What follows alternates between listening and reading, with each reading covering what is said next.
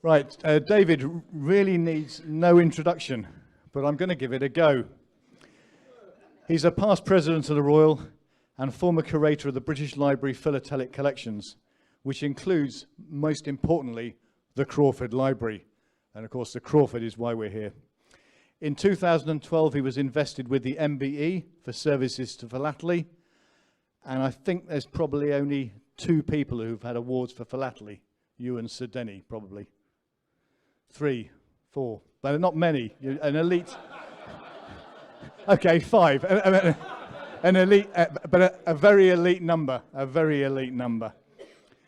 David's early career was at H.R. Harmer, and his presentation now will give us an insight to the firm whose catalogues provide a great source of information.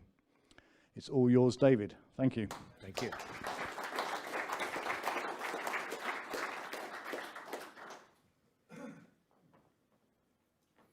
Good afternoon, everyone. This is a bit of a work in progress, because eventually this may well end up as a book, but I'm not making any promises. I first started collecting information about the H.R. Harmer organisation in 1970 when I joined the firm, so I've got quite a bit of work still to do.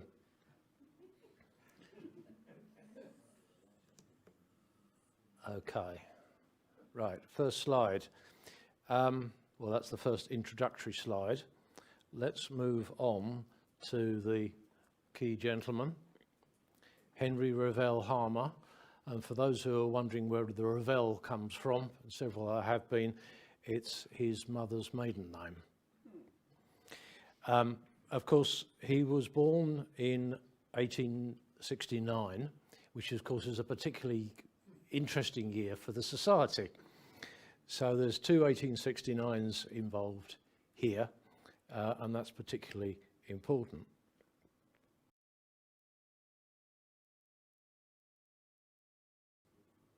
Now, Henry Revell Harmer had a brother, Ernest George Harmer, who was born in 1877. And these 2 went into partnership, as you'll see in a few moments. H.R. Harmer first started dealing in stamps in about the 1890s, and in 1901, an auction firm called Martin Ray and Company held their first auction in London. In 1905, the 2 Harmer brothers bought Martin Ray and Company and started auctions. Unfortunately, this didn't last very long, and about 1906, 1907, the 2 Harmer brothers fell out. What happened was that at that time, H.R. Harmer joined a firm dealing in the stamps of North Borneo, a firm called the West End Stamp Company, which was formed with H.R. Harmer and George Stewart Loudon, and this is Loudon, the stamp forger. Something had happened in about 1905 where the 2 Harmer brothers fell out, so all this came to an end. And I suspect what happened was that Loudon, the forger, had, with Harmer himself, gone off to do other things in the world of philately. Loudon was, of course, the man that forged the Great Britain Edward the Seventh £1 green, and he went eventually, through other crimes, to prison for 3 years, but he certainly made a lot of money.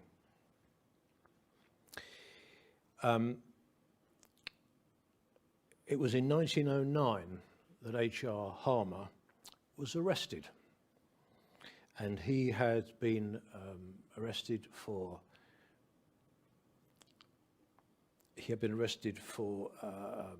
selling forgeries of North Borneo stamps, And there were 5 court appearances, at the end of which he was acquitted, or they were both acquitted. But modern students of North Borneo say that he was guilty. And we can say that because he's not around. But there was this great split between the 2 Harmer brothers, and this gives rise to the 2 firms that exist. There's H.R. Harmer Limited, or H.R. Harmer, which we'll come back to in a minute. And there's Martin Ray and Company, who is joined with someone called Rook, and that's where Harmer Rook comes in. So Harmer Rook is the firm that was started in 1901, and it's quite different from H.R. Harmer. So that's very important to remember. So 2 firms at the leading edge of things in philatelic auctioneering was really quite something. Now, Cyril Harmer was H.R. Harmer's son, and he was born in 1903, and he was eventually to join H.R. Harmer in his business.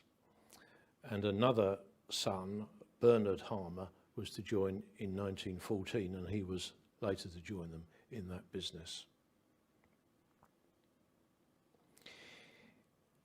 It was in 1918, let's see if we can get this on the screen. Yes, there we are. This is the first Harmer auction in 1918. It was a collection of British war stamps. British war stamps at the time were particularly popular. There was a great market in them, but much after this, it collapsed. So here is the auction catalogue of 1918.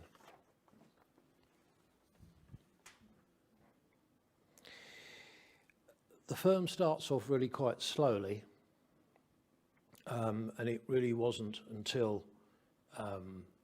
some years later that it takes off.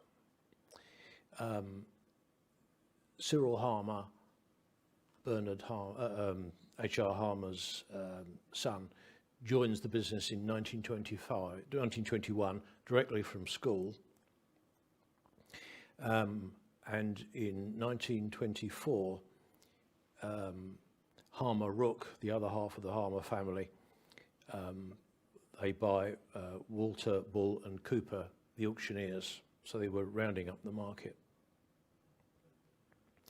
Now you can see here this novel thing that happened, that's quite well known, for 1924, when the British Empire exhibition opened, and you can see that the firm, if I press the right button, there we are, they produce first day covers for their customers. And here you can see one of these first day covers and a letter presenting these items to them.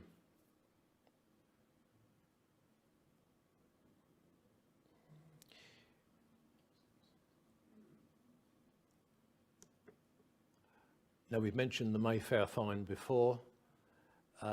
This essentially is a find of large blocks of stamps found in an attic somewhere in Mayfair. And this was the first sale of some significance that the Harmer organisation produced and started them off in that year, 1925. Melville wrote a book you've heard about as well. So they started the auctions, and it wasn't long before, as we've heard from James, the first annual resumes started. This is the first one of 1925, 26. And these continued right through to the 1970s, and we'll come to that in due course. Now, one of the things that they did is to hold 2 loan auctions. This auction is in their New Bond Street offices, held in 1930, and it was of airpost stamps. Cyril Harmer, as many of you have known, was a great airpost collector, And here is an image of this auction in their Bond Street Auctions house. But what also happened was in the following year, 1931, they held another such loan exhibition, and that had major pieces, Liechtenstein, Post Office Mauritius. It really was quite something. And there was an auction catalogue, there was a catalogue for this exhibition, but I've only ever seen one copy, and that is in my department at the British Library.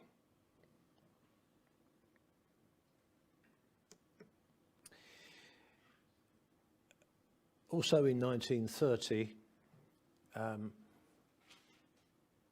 the Post Office Mauritius printing plate was found and discovered, and this was sold by H.R. Harmer to Maurice Burris.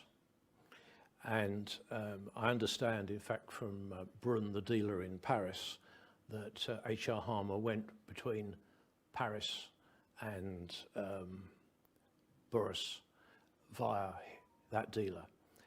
We've yet to find out any paperwork, but apparently there's some paperwork in the records.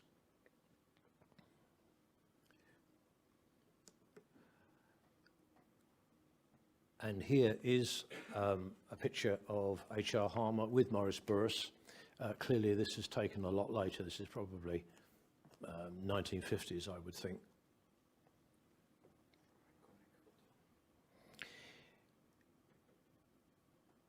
Now, one of the most important people involved with the Harmer organisation was this lady, Barbara Fowler.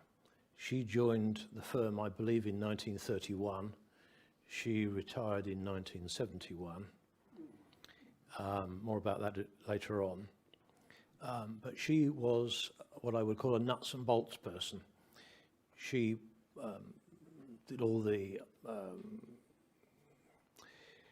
can I say, all of the things that made the organisation work. Nuts and bolts is a very good way of putting it. And she worked with the Harmer family very closely and made it all work. 1934 were the Hind sales. Well, we've heard a lot about the Hind sales, so I'll say no more. But it was at that point that the firm took off, because it was the big sales. Up until then, the sales had been much smaller. After 1934, the sales were significant auctions.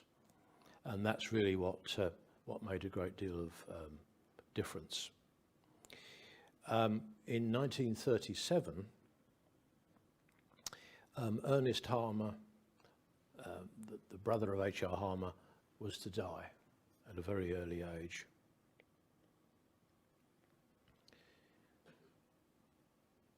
Now, if we go on, we will see here a view of the Harmer's auction rooms in the 1930s.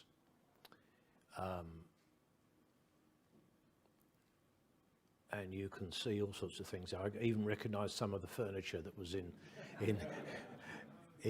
that photograph at the top left with H.R. Harmer in. I recognise the desk, and I recognise some of the safes as well, especially in the top right. It just shows you how things haven't really changed very much. What was that? I'm sure it was. Well, now, this is an auction catalogue from the 1930s, a Harmer's auction sale, and so you can see what they look like. But what's particularly interesting here, and this just came out at random, is the significant items in the sales. So, if I can get this to work, yes.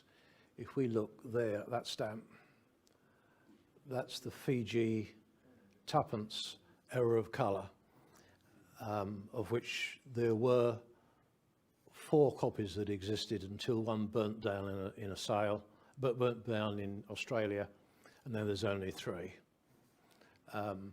And down here we've got the inverted frame from Western Australia, one of 14.5 copies that exists. and here next door we've got an inverted centre. So just on one auction, you've got one particularly significant lot of material.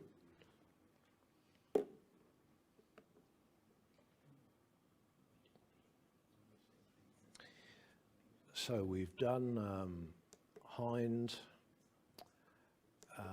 and here we have an auction in 1935 in progress. I think that's H.R. Harmer sitting on the rostrum, and that's what an auction looked like at the time. Lots of activity, lots of people, no computers, no bidding cards. Yes, probably telephones, probably one in the whole building or something. But once again, that's in Bond Street, where they always had their offices. The next one is of the H.R. Harmer Christmas card. I think this was 1935. And it's supposed to be of the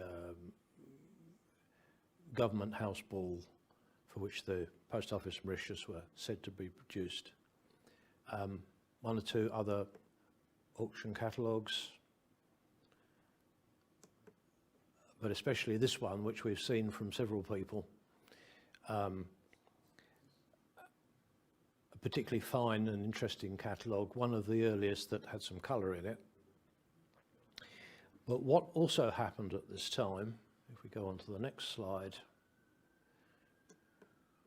is that it was the first radio broadcast of a stamp auction anywhere in the world. And they broadcast 20 minutes of this auction. And there you see a picture of, on the rostrum, of H.R. Harmer. Here he is. And the microphones, etc. So that's another element of the De Worms sale.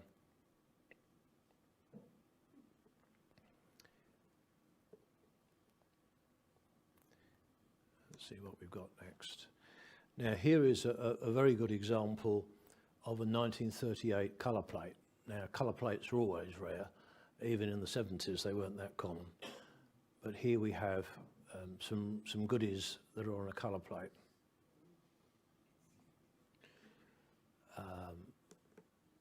More interesting auctions.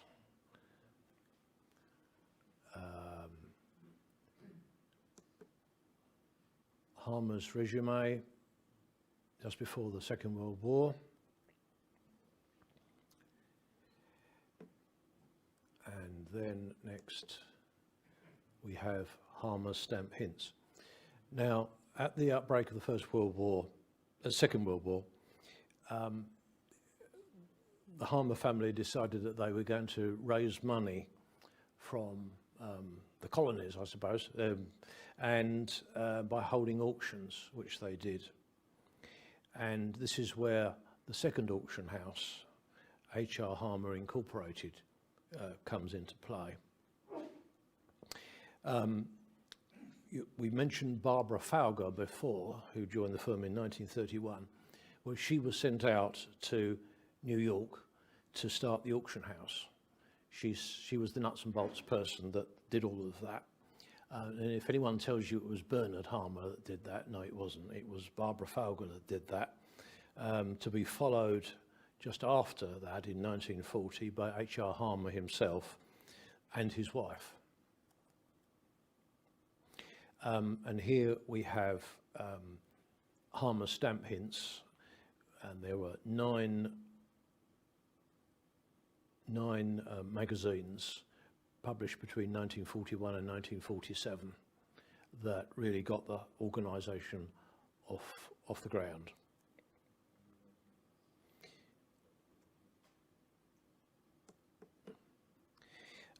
Cyril Harmer was captured by the Germans, and there's a picture of him and his mates there, and he was released in 1945.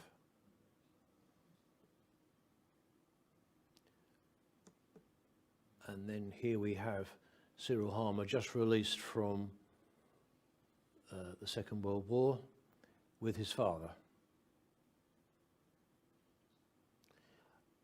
Having known Cyril Harmer, I think that the war really never left him. It was something that was always there with him. He certainly suffered greatly from shell shock.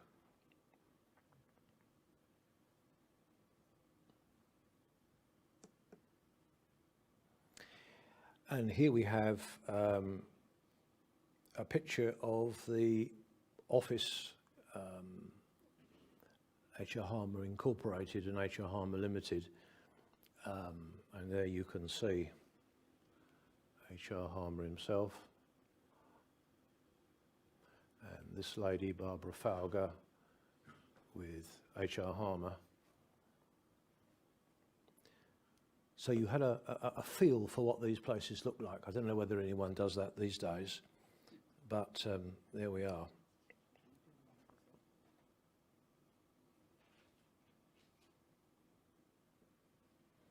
Now, one of the things that the Harmer organisation did fairly soon was to sell the Roosevelt collection.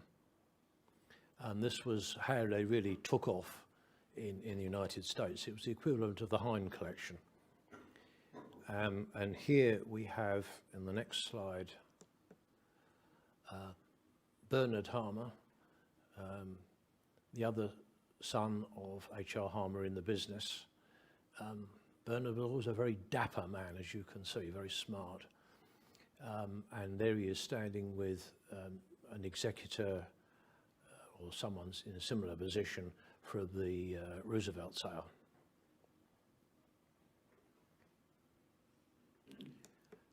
And next we have H.R. Harmer conducting one of the Roosevelt sale auctions. There he is there. Bernard Harmer there. Barbara Fowler there.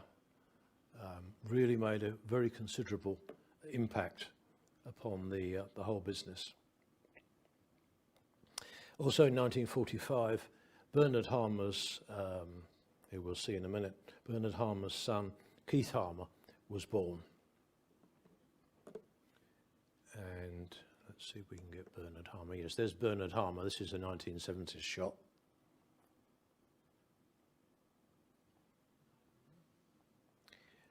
And because everyone else has had one, there is one of the small auction catalogues.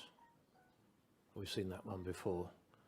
This was published to save money.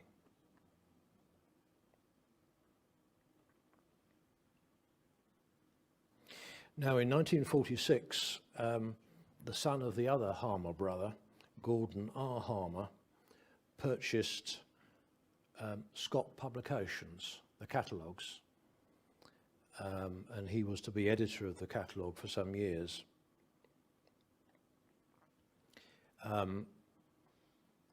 Other sales.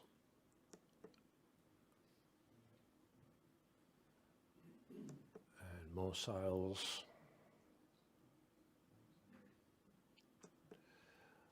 And from the annual resume, those people involved, so we can see H.R. Harmer, Bernard Harmer, Cyril Harmer, Barbara Fowler, and this chap here, Bill Keller, who joined the firm in London in 1931. The Swiss auction company that we mentioned earlier, the 1929 sales, he apparently described most of the auction lots.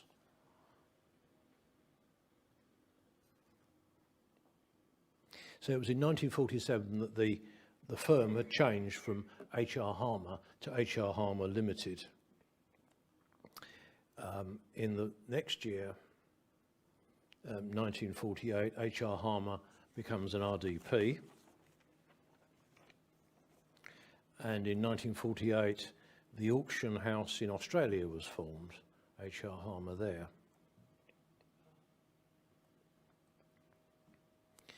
I mentioned Gordon Harmer. Between 1950 and 1967, he was to edit the Scott Specialised US catalogue before they sold the sale.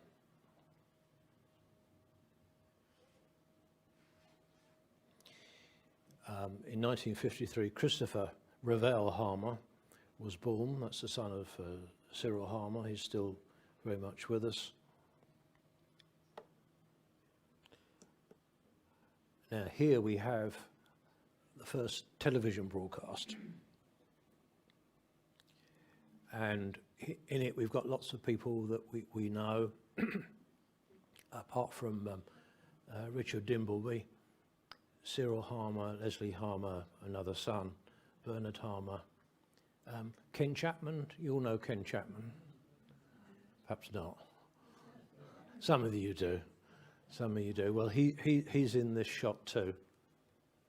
We can find him. There he is.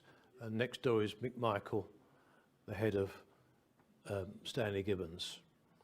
And I'm pleased to say the gentleman there is a dealer called Joe Sarchi, and his son Ken is in the audience here today. I remember Joe from the 1970s when I joined the firm, and he was what I would describe as a dealer's dealer, and very successful he was too.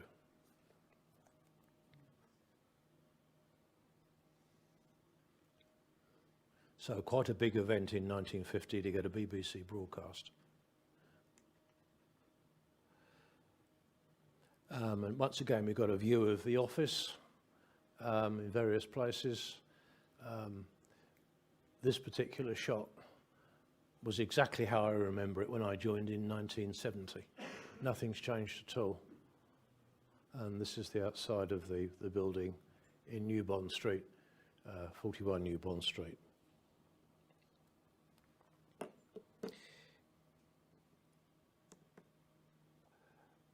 Cyril Harmer, as I've mentioned, was a great airmail collector, and he produced this book. This is the first edition, published in 1953. And then we have the Palace collection of Egypt. This was the collection of Farouk, who was deposed, and the sale was the following year. It was arranged in connection with Sotheby's. Keith Harmer said just recently to me, because he's been giving me lots of information, that despite everything, the Egyptian government never paid the 5% commission. Nothing changes.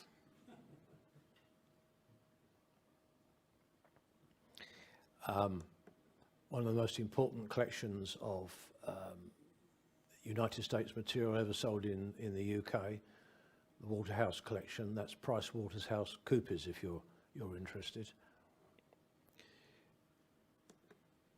And also, this is a Caspari, because he committed suicide, you know. Most of the sales were in the United States, but this one was one of those held in London.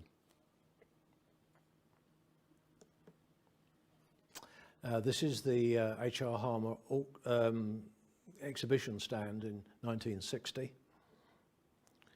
And you can see, whoops.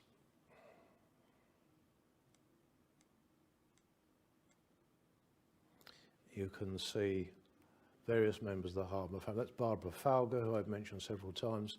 That's Bojanowicz, the dealer. That's Cyril Harmer, that's Bernard Harmer, and that's Ian Glassborough, who's also a member of the Harmer family.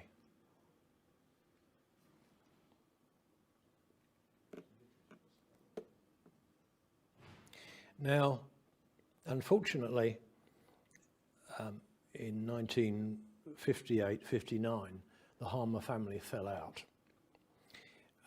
They had formed a limited liability company, H.R. Harmer Limited, but the share ownership was a little interesting, because most of the shares were owned by by the sons, Bernard and Cyril, and H.R. Harmer owned a lesser number of shares, but it had all the voting rights. And there was, needless to say, a row about it.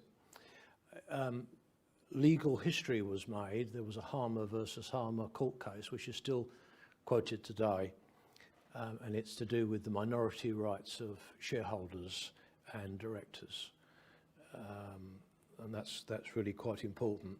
The two sons won the day, and H.R. Harmer was given a life salary, which never altered. And really, from that point, he disappeared from the business. Of course, as he was born in 18, he was then 90, so, you know, one perhaps shouldn't be surprised that at what had happened.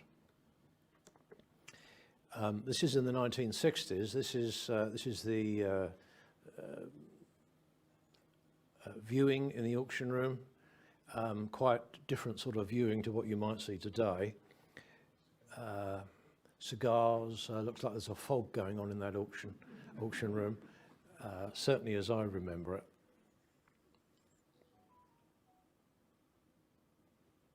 One of the other things that happened that's not often remembered is about Shanahan stamp auctions. We've mentioned those before, but Cyril Harmer was absolutely convinced that Shanahan's stamp auctions was a complete rogue operation, and he was keeping notes about what things were fetching and how things developed.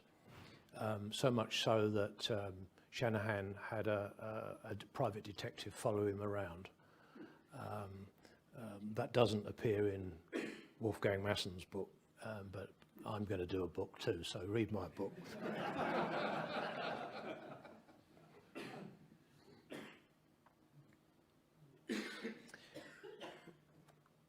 Right, well, we've also got here some auction covers, lot covers. And then this plate was produced in 1968 when this Mauritius cover was sold for quite a lot of money at the time.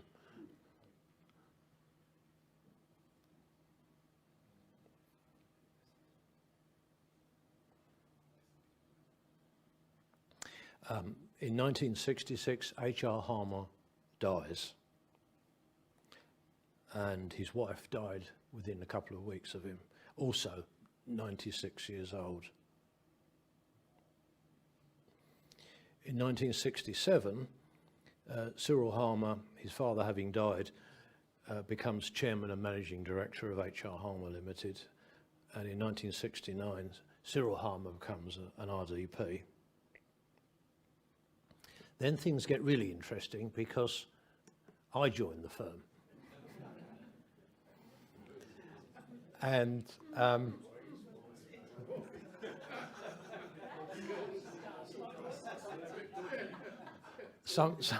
somewhat politically incorrect, but there is the advert I answered as a 16-year-old and joined the firm as a trainee. Now, very many people have become trainees with the Harmer organisation, and there's still quite a number of people around who joined the philatelic world by that route. Being a trainee meant you're just a dog's body, really. But what was interesting is that the people that did went on to become auction describers. And if you're an auction describer, at this time in 1970 or in the 1970 years, it's a completely different world. There are no computers to write auction descriptions. If you were writing an auction description, you do it on a piece of paper using a typewriter. And when you'd finished all the lots for the auction, you'd cut all the auction descriptions up, you'd arrange them in order on a table, and you'd paste them onto boards. And then those boards would be set up in type.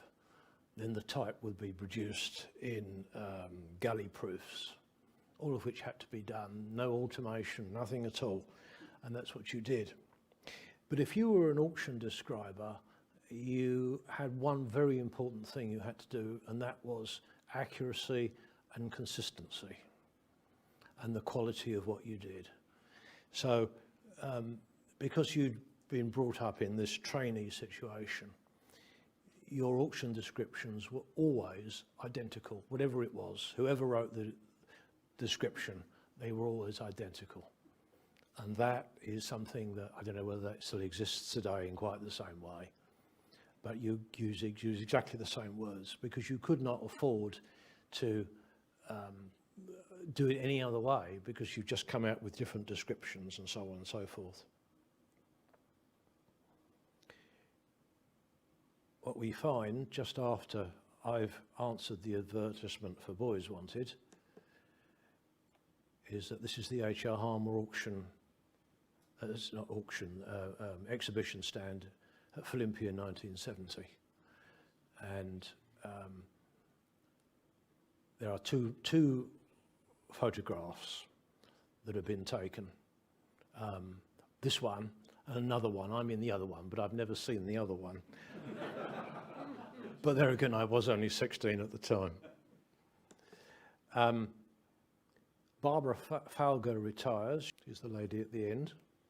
40 years later, she retires. But I'm very pleased to say, and this is why she's very special to me, is that she was the person that interviewed me and took me on all those years ago in 1970. This is the last page from the Harmer annual resume in 1974. Here we have what was still a typical H.R. Harmer auction catalogue, the yellow one, and this has got literature in, which I worked on, as I seem to remember, all those years ago. What also happened in the 1970s is that I was the lucky person that had the great find of philatelic material in the 1970s, the Travis francs from the Falkland Islands. If anyone would like one of these, I've still got the remainders. But this was a wonderful thing. It bought someone their complete new flat when they retired.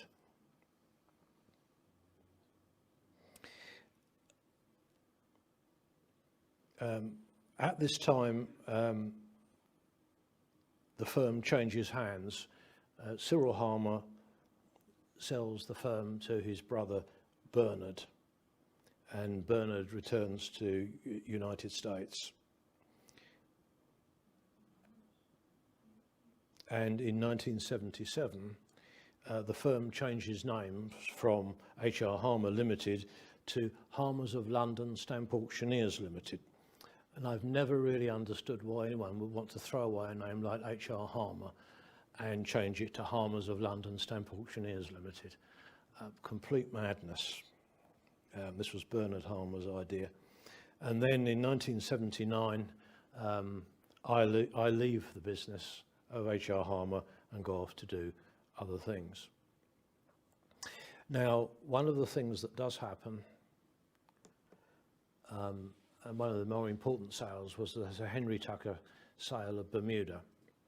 And here is the catalogue. I worked on describing and in particular the illustrations. And this is what the illustrations look like. One of the things that you got to learn to do was to mount all the stamps up that are going to be illustrated. And this was done with stamp hinges. And if you take all of those illustrations, you'll see that these are all mounted up with stamp hinges. And I did this for this particular lot. And they're all mounted up in a complete straight line without the use of any ruler or any other sight. It was really quite something special.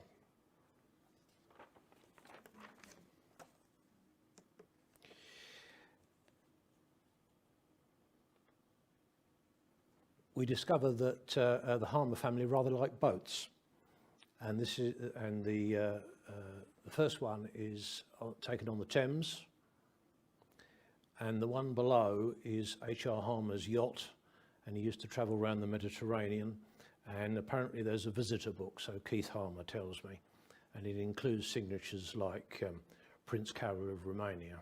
So that's not a bad one to be going on. I'd like to see that.